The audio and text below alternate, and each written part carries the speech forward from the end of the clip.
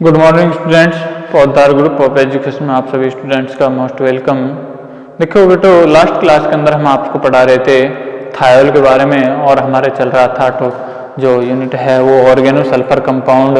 क्या oregano sulphur compound? और oregano sulphur compound का महत्वपूर्ण उदाहरण था हमारे पास में थायोल। थायोल के हमने निर्माण की विधि, physical property and chemical property सभी कंप्लीट करा दी थी। आज हम पढ़ेंगे थायोल के उपयोग। क्या? थायोल के उपयोग हमारे पास में के उपयोग। देखिए, थायोल है एक ऑर्गेनो सल्फर कंपाउंड है और इसका क्या क्या उपयोग होता है वो हम यहाँ पर बताएंगे। थायोल के ज़्यादा कोई वो है नहीं। थायोल का महत्वपूर्ण उपयोग ये होता है, हम जब हमारे चोट लग जाती है तो लगी हुई चोट में जो घाव को भरने के लिए जो दवाई लगाते हैं उसमें भी थायोल है उसका यूज लिया जाता है। तो यहाँ पर पहला लाइन है, पहला पॉइंट है हमारे पास में औषधियों के रूप में हम इसको लेंगे। पहला है विभिन्न निंद्राकारक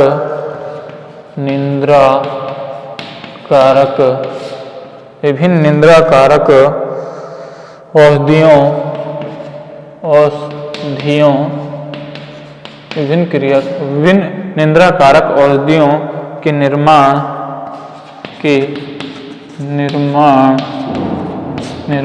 में थायोल का उपयोग लिया जाता है। किसमें लिया जाता है? निंद्राकारक औषधियों के निर्माण में इसका उपयोग लिया जाता है। दूसरा है हमारे पास में, दूसरा है घाव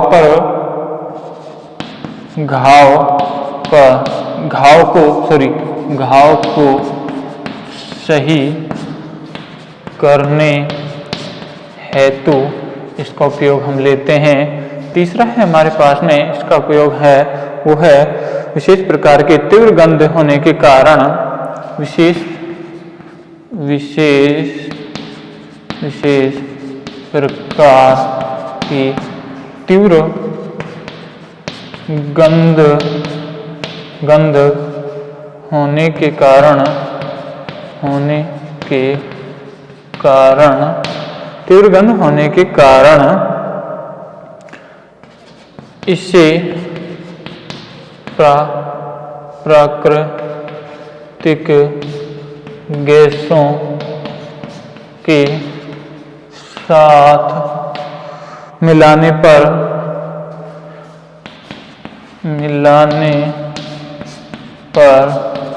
इन गैसों के लीकेज आसानी से पता लगा सकते हैं। क्या है कि ये जो सल्फर थायोल जो गैस है, गैसेज कंपाउंड है, इसके उनको क्या किया जाता है? प्राकृतिक गैस है उनके साथ इनको मिला लिया जाता है और उनके साथ मिलाने पर ये क्या है, इनमें विशेष प्रकार गंध आने के कारण जो गैस के लीक हैं उनका वहां पर आसानी से पता लगा सकते हैं। तो ये तो होता है आपका थायोल कंप्लीट। यहाँ पर अगला है हमारे पास में दूसरा थायोल का ऑर्गेनो मेटेलिक कंपाउंड है, वो है हमारे पास में डाई ईथर, थायो डाई ईथर। जब से हम इसको थायो ईथर के नाम से भी जानते हैं।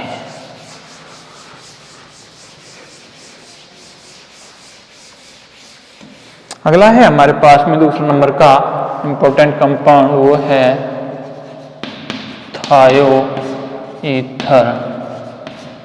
थायो ईथर हम इसे कहते हैं, या फिर इसको हम कहेंगे डाई एल्किल सल्फाइड, या हम कहेंगे इसको डाई एल्किल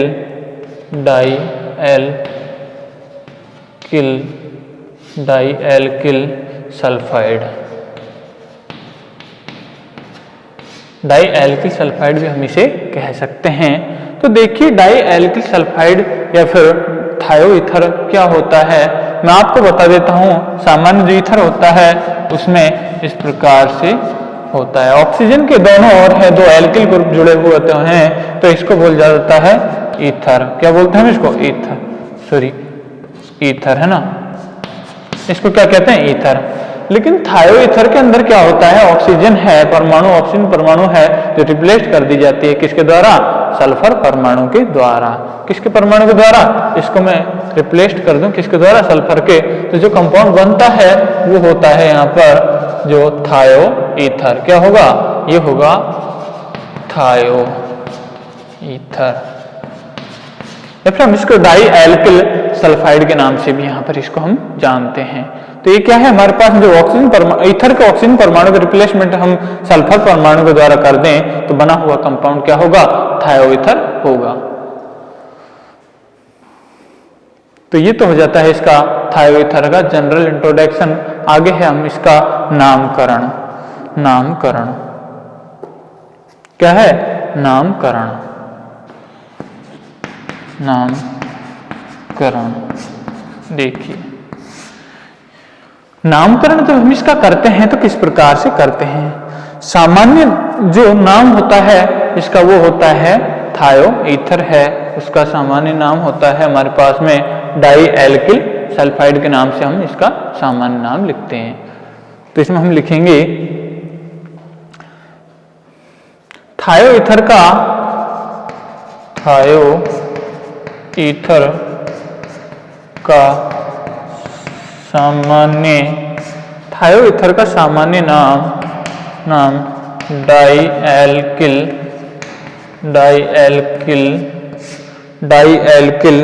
सल्फाइड है। जबकि IUPAC नाम,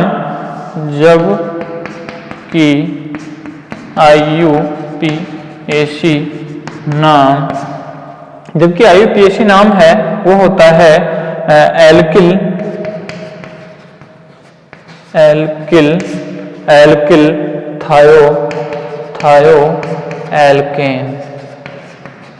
थायो एल्केन है, इसका सामान्य नाम होता है।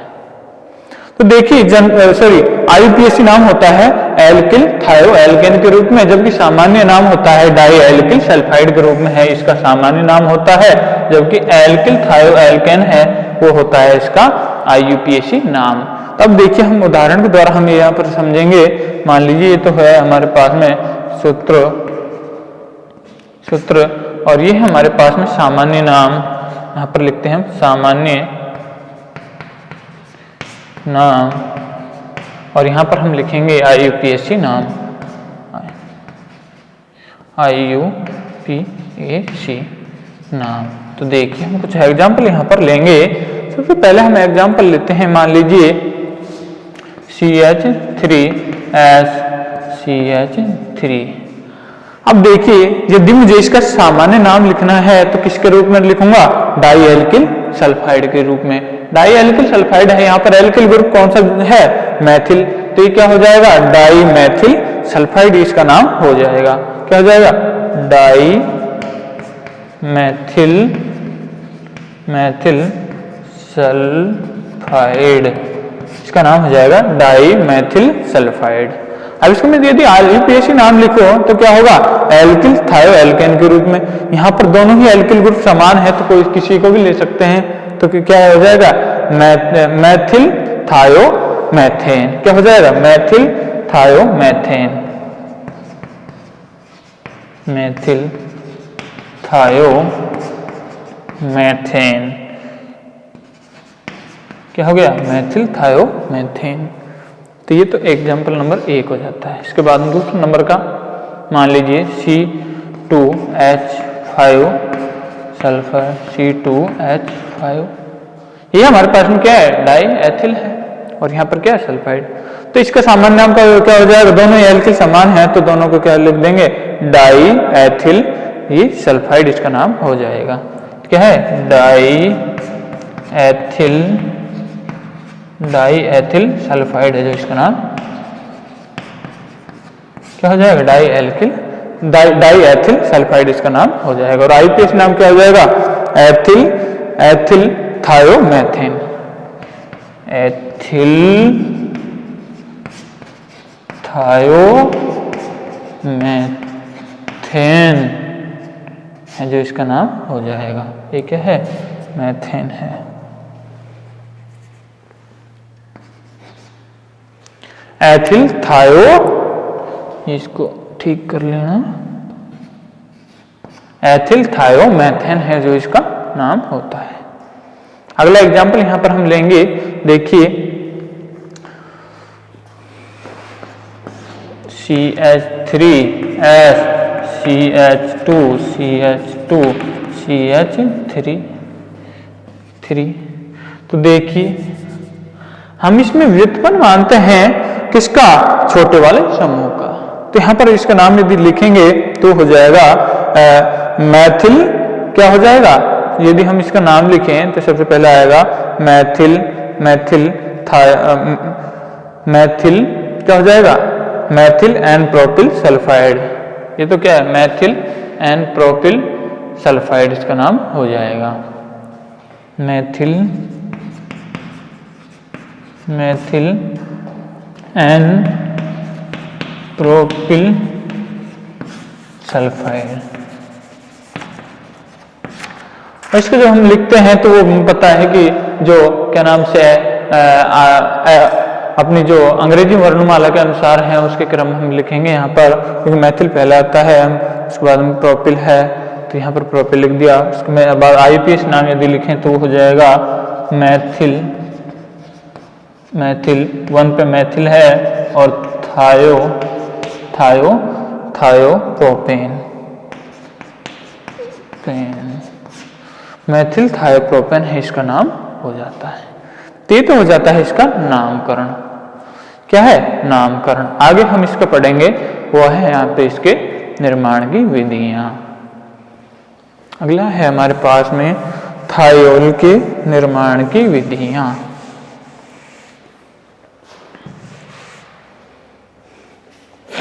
जनरल इनमें से तो कोई पूछता भी नहीं है, कोई कभी कभी पूछ लेता है, लेकिन जो इसके निर्माण की विधि है वो जनरली पूछी जाती है। तो अगला है इसके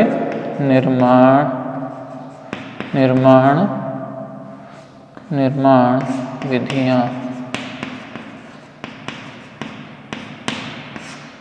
इसकी क्या क्या निर्माण विधियां हैं वो यहाँ पर हम देखेंगे, तो ये आसानी से उतार लीजिए पहले आप, उसके बाद में हम इसकी करवाएंगे निर्माण की विधियां। तो इसकी क्या क्या निर्माण की विधियां हैं वो यहाँ पर हमें देखनी है।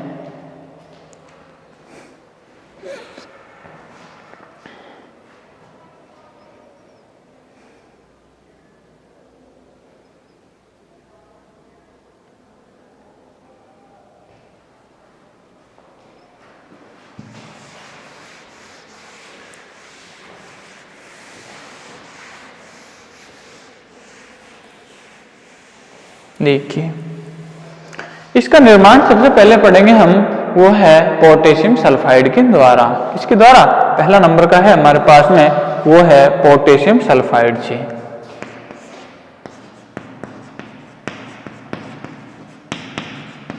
पोटेशियम सल्फाइड से देखिए, पोटेशियम सल्फाइड का रासायनिक फॉर्मूला होता है क्या, K2S। यहाँ पर K2S हमें पता है कि पोटेशियम भी होगा और सल्फर भी यहाँ पर उपस्थित होगा, तो उसे बोलेंगे पोटेशियम सल्फाइड कंपाउंड। और पोटेशियम सल्फाइड कंपाउंड की रिएक्शन जब हम करवाते हैं किसके साथ, एल्किल हैलाइड के साथ, या फिर हम करवाएंगे किसके साथ, एल्किल हैलाइड के साथ नहीं करवाएं तो हम करवाएंगे पोटेशियम सल्फेट के साथ, या तो एल्किल पोटेशियम सल्फेट के साथ जो है रिएक्शन करवाई जाए पोटेशियम सल्फाइड की, या फिर करवाई जाए एल्किल हैलाइड के साथ, तो जो कंपाउंड बनेगा वो होगा डाई थायो ईथर। यहाँ पर जो कंपाउंड बनेगा या फिर उसको बोलते हैं थायो ईथर कंपाउंड, यहाँ पर हम उसको बोलते हैं। तो देखिए इसमें लिखेंगे, जब पोटेशियम सल्फाइड, जब पोटेशियम सल्फाइड को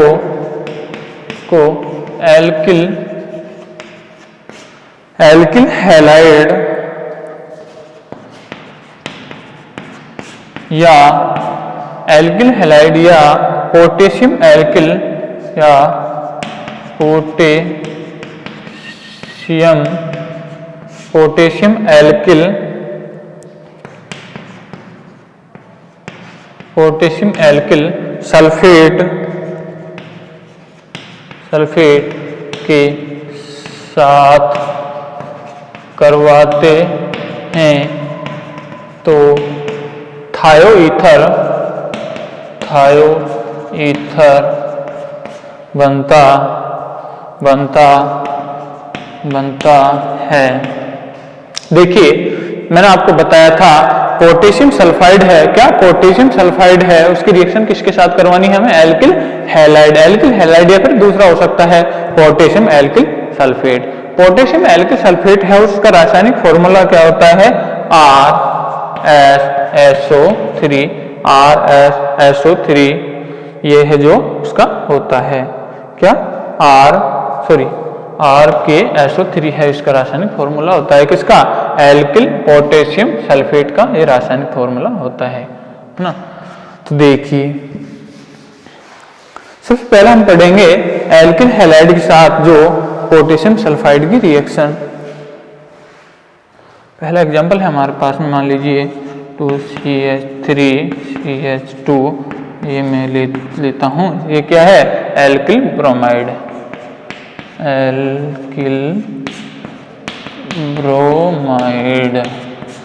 ब्रोमाइड की रिएक्शन हमें किसके साथ करवानी? पोटेशियम सल्फाइड का रासायनिक फॉर्मूला होता है K2S।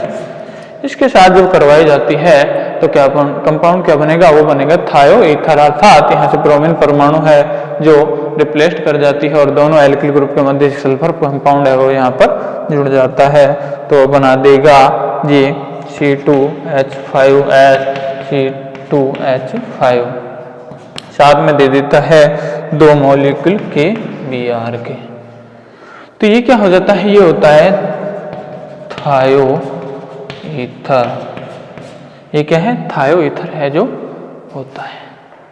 ये तो हो जाता है एल्किल ब्रोमाइड या फिर एल्किल हैलाइड के द्वारा। अगली रिएक्शन है हमारे पास में, वो है पोटेशियम एल्किल सल्फेट के द्वारा। तो कौन सी है? पोटेशियम एल्किल सल्फेट C2H5 के SO3। तो इसका नाम हो जाएगा, इसका नाम होगा ethyl potassium sulphate, ethyl potassium sulphate, इसका नाम हो जाएगा पोटेशियम सल्फेट। इसकी रिएक्शन हमें करवानी है किसके साथ? पोटेशियम सल्फाइड के साथ। पोटेशियम सल्फाइड का रासायनिक फॉर्मूला होता है K2S। पोटेशियम सल्फेट के साथ जब हमने रिएक्शन करवाई सल्फाइड के साथ तो हमें बनेगा क्या? थायो ईथर एज द प्रोडक्ट। इसके मैं यहाँ पर 2 मोल लेता हूँ और बना देता है C2H5। तो ये क्या है? ये होगा हमारे पास में डाई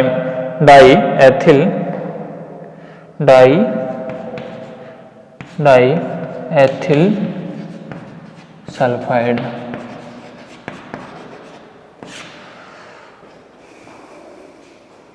इसको भी क्या कहेंगे? Diethyl sulphide. हम यहाँ पे कहेंगे, या फिर हम इसको लिख सकते हैं थायो ईथर, क्योंकि हमें पता है इस प्रकार के जो सल्फर के साथ 2 एल्किल ग्रुप जुड़े हुए होते हैं तो वो क्या होता है? थायो ईथर, उसको हम बोलते हैं। यदि हम इस पर्टिकुलर नाम देना पड़े तो उसका होगा डाईएथिल सल्फाइड, इसका नाम होगा।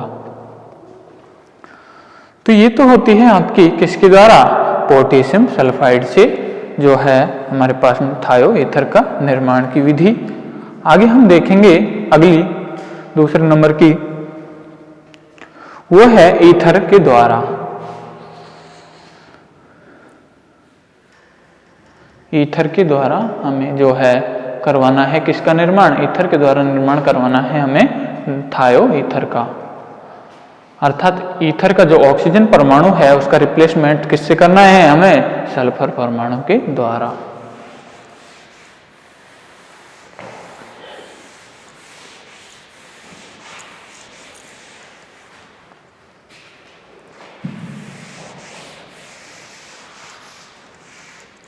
अगला है दूसरे नंबर का ईथर सी।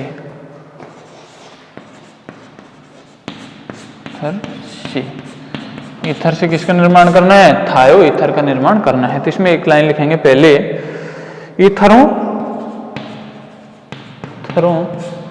ईथरों को फास्फोरस पेंटा सल्फाइड के साथ, ईथरों को फास्फोरस पेंटा सल्फाइड के साथ गर्म करने, पेंटा ऑक्साइड के साथ पेंटा सल्फाइड, फास्फोरस पेंटा सल्फाइड, फास्फोरस पेंटा सल्फाइड का रासायनिक फॉर्मूला क्या होता है? फास्फोरस पेंटा ये होता है P2S5। क्या होता है? P2S5 के साथ गर्म करने पर ऑक्सीजन परमाणु सल्फर द्वारा प्रतिस्थापित कर दिया जाता है। सल्फर द्वारा प्रतिस्थापित होकर थायो ईथर बनाता है। देखिए क्या बताया मैंने, इसमें ईथर है उसकी रिएक्शन करवाते हैं फास्फोरस पेंटा सल्फाइड। फास्फोरस पेंटा सल्फाइड यहाँ पर लेते हैं P2S5, और फास्फोरस पेंटा सल्फाइड है जब इसकी रिएक्शन करवाई जाती है ईथर के साथ, तो ईथर का जो ऑक्सीजन परमाणु है उसका रिप्लेसमेंट हो जाता है सल्फर परमाणु के द्वारा, और जो कंपाउंड बनता है वो होगा थायो ईथर एज द प्रोडक्ट। देखिए हम इसकी केमिकल रिएक्शन लिखते हैं, CH3 ऑक्सीजन CH3, ये है हमारे पास में क्या? ईथर ना, क्या है? ईथर। ईथर की रिएक्शन में करवाता हूँ फास्फोरस पेंटा ऑक्साइड के साथ, P2S5 के साथ। तो क्या होगा? ये पांच सल्फर परमाणु है वो रिप्लेस्ड हो जाते हैं ऑक्सीजन परमाणु के द्वारा, ऑक्सीजन परमाणु है ईथर की, वो रिप्लेस हो जाती है किसके द्वारा? 5 सल्फर परमाणु के द्वारा। किसके? फास्फोरस पेंटा ऑक्साइड के। तो यहाँ पर 5 जो सल्फर परमाणु यहाँ पर आ जाएंगे और निकल जाएगा P2O5 के रूप में यहाँ पर निकल जाता है। तो देखिए इसको हम गर्म यहाँ पर करते हैं, क्या करते हैं? गर्म, और बना देगा क्या? CH3 यहाँ पर इसके 5 मोल बनते हैं और साइड प्रोडक्ट के रूप में P2O5 फास्फोरस पेंटा ऑक्साइड यहाँ पर बनता है किसके रूप में? फास्फोरस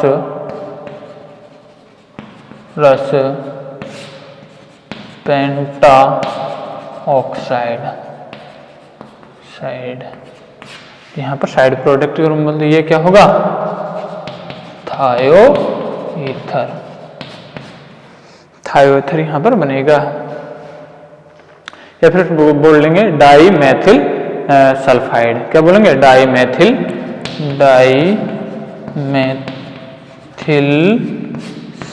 सल्फाइड हम इसको कहेंगे। तो ये हो जाती है आपकी ईथर के द्वारा जो है थायो ईथर का निर्माण की विधि। अगली है हमारे पास में तीसरे नंबर की, वो है सोडियम मरकप्टेड के द्वारा। क्या? सोडियम मरकप्टाइड। सोडियम मरकप्टाइड का मतलब होता है जो यहाँ पर जो सल्फर है उसके साथ है जो सोडियम परमाणु यहाँ पर जुड़ा हुआ होता है। अर्थात हम ये बता सकते हैं आपको कि जो थायोल होता है, थायोल जो कंपाउंड होता है, थायोल यदि किसी मेटल के साथ जुड़ा हुआ होता है तो उसको हम यहाँ पर मरकप्टेड के नाम से जानते हैं। किसके नाम से? मरकप्टेड के नाम से हम उसे जानते हैं। किसको जानते हैं? जब यदि थायोल है किसी मेटल के साथ है जो बंधित रहता है तो वो कंपाउंड है जो मरकप्टेड कहलाते हैं। और मैं आपको एक बात और बता देता हूँ, ये जो थायोल है, थायोल कंपाउंड है, वो मेटल के साथ बंध बनाने की प्रवृत्ति अधिक रखता है, इसलिए उसके साथ मेटल है आसानी से जुड़ जाती है, और मेटल आसानी से जुड़ जाती है तो उसके बाद द्वारा बनता जो कंपाउंड बनता है उसको बोलते हैं हम क्या? मरकप्टेड। तो अगला आता है हमारे पास में सोडियम मरकप्टाइड से।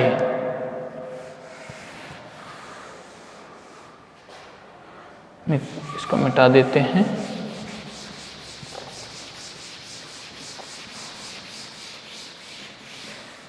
अगला है हमारे पास में तीसरे नंबर का, वो है सोडियम मरकप्टाइड है ना। तीसरे नंबर का है सोडियम मरकप्टाइड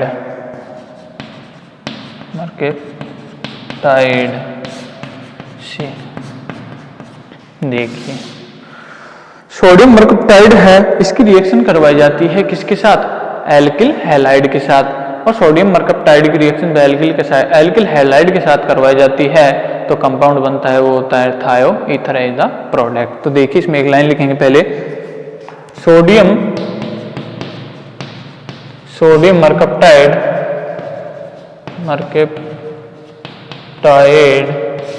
सोडियम मरकप्टाइड को एल्किल हैलाइड के साथ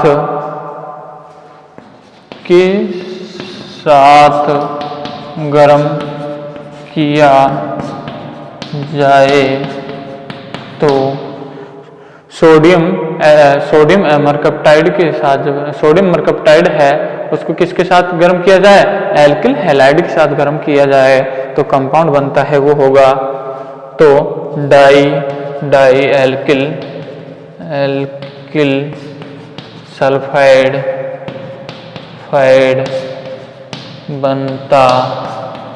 बनता है।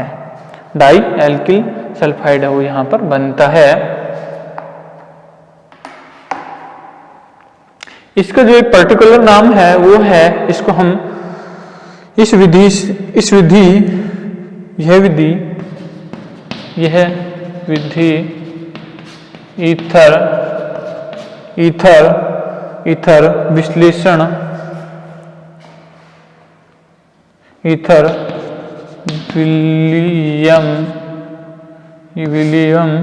ईथर विश्लेषण विलियमसन संश्लेषण का प्रतिरूप है। विलियमसन संश्लेषण का ही प्रतिरूप है। क्या है इस विधि को हम क्या कहते हैं? विलियमसन संश्लेषण का प्रतिरूप हम इसे कहते हैं। तो देखिए इस केमिकल रिएक्शन किस प्रकार से होगी। C2H5SNA पॉजिटिव चार्ज होता है, इस पर नेगेटिव चार्ज होता है, इसकी रिएक्शन करवाई जाती है। ये क्या है? हमारे पास में सोडियम मरकप्टाइड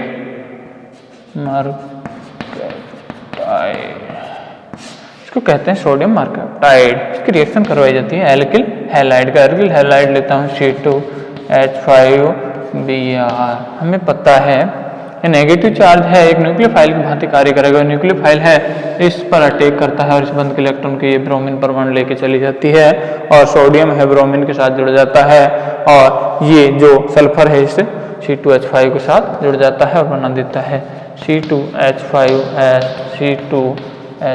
इसको बोलेंगे हम डाई एथिल सल्फाइड हम इसको बोलेंगे। यहाँ पर निकल जाता है NaBr साइड प्रोडक्ट के रूप में यहाँ पर निकल जाता है।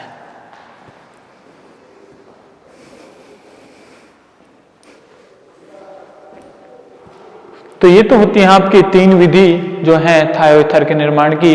आगे और 2-3 विधि और हैं, वो हमें इस क्लास के अंदर नहीं हो पाएंगी, वो हम करवाएंगे आपको अगली वीडियो के अंदर। तो यहाँ तक है, इसको आप अच्छे से पढ़ लीजिए। आगे का हम करवाएंगे आपको नेक्स्ट क्लास के अंदर।